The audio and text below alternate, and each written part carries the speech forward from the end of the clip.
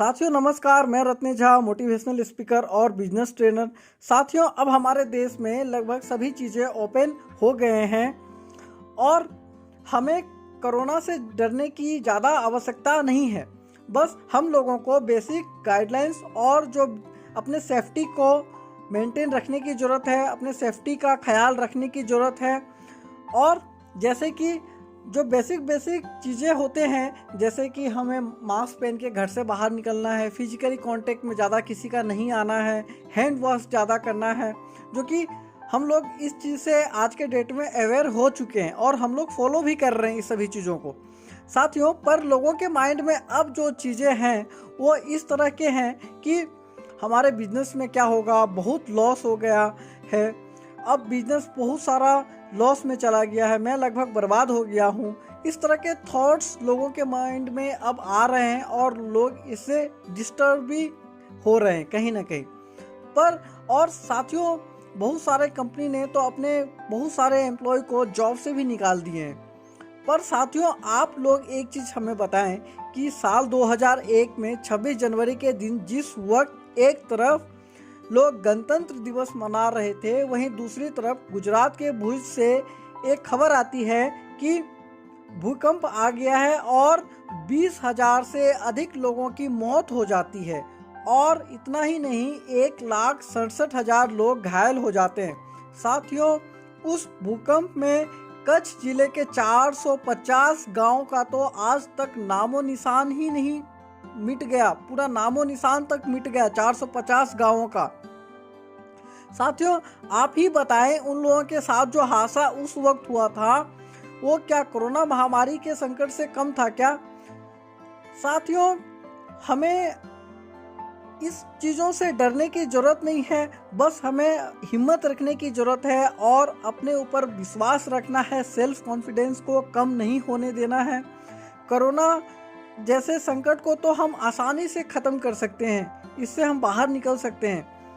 साथियों, दिसंबर 2004 में सुनामी आया था और केवल भारत में ही नहीं बल्कि श्रीलंका, इंडोनेशिया, मालदीव, थाईलैंड में भी काफ़ी अधिक क्षति हुई थी, जिसमें लगभग 2.5 लाख लोगों की मौत हो गई थी। क्या वो वक्त उस सभी देशों के लिए कोरोना महामारी के संकट से कम था क्या? साथियों, इस तरह के संकट आते रहे हैं और आते रहेंगे। कोई ये पहली बार इस तरह की चीज़ नहीं आई है, बस एक दूसरे रूप में आया है। साथियों, 10 दिसंबर 1914 को वेस्ट ऑरेंज, न्यू जर्सी में थॉमस एडिसन, जो कि द ग्रेट इन्वेंटर, जिन्होंने बल्ब का आविष्कार किया, उनके 10 बिल्डिंग्स में आग लग जाते हैं। वो अपने घर में सो रहे थे, मॉर्निंग में उनके पड़ोसी ने उठाया और बोला कि थॉमस, आपके सारे लेबोरेटरीज में आग लग गए हैं, आपकी बिल्डिंग जल के राख हो गए। उन्होंने देखा तो उनके बिल्डिंग जल के राख हो रहे थे। उन्होंने अपने 24 साल के बेटे चार्ल्स को बोला कि चार्ल्स, जाके अपने मदर को और उसके फ्रेंड को बुला के लाओ। उसने अपने लाइफ में कभी इस तरह की आग नहीं देखी होगी। चार्ल्स ने बोला, डैड, हमारा पूरा सब कुछ खत्म हो गया, सब कुछ हम जल के राख हो गया और आप ये बोल रहे हैं। उस पे थॉमस बोलते हैं कि बेटा, और इस आग के साथ हमारी गलतियां भी सारी खत्म हो गई। साथियों, उन्होंने उस आग लगने के थोड़े देर बाद ही उन्होंने न्यूयॉर्क टाइम्स को इंटरव्यू में बताया कि मैं अब 67 साल का हो गया हूँ, लेकिन मैं कल फिर से नई शुरुआत करूँगा। और उन्होंने किसी को ब्लेम नहीं किया, सिचुएशन को ब्लेम नहीं किया, अपने देश को ब्लेम नहीं किया, किसी को ब्लेम नहीं किया और एक नई शुरुआत की।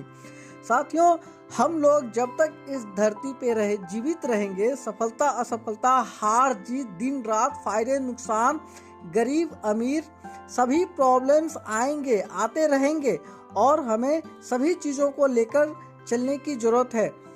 और प्रॉब्लम्स पे फोकस नहीं बल्कि हमें सॉल्यूशन पे फोकस करने की ज़रूरत है। साथियों, इंसान जिस चीज़ पे फोकस करता है, इंसान वही चीज़ को हासिल करता है। साथियों, कोई इंसान पूरी लाइफ की सेविंग्स को लेकर इधर उधर से कर्जे लेकर कोई बिजनेस स्टार्ट करता है और वो बिजनेस नहीं चलता है, बंद हो जाता है।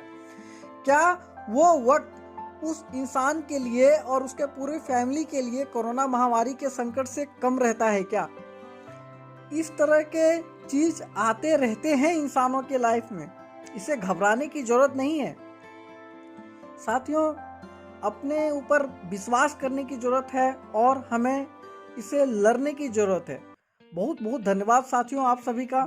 आपने अगर हमारे चैनल को अभी तक सब्सक्राइब नहीं किया है तो हमारे चैनल को सब्सक्राइब कर लीजिए, ताकि मैं इसी तरह का वीडियो लेके आता रहूँगा और आप लोगों को नई नॉलेज, नई जानकारी आप लोगों तक पहुँचा पाऊँ।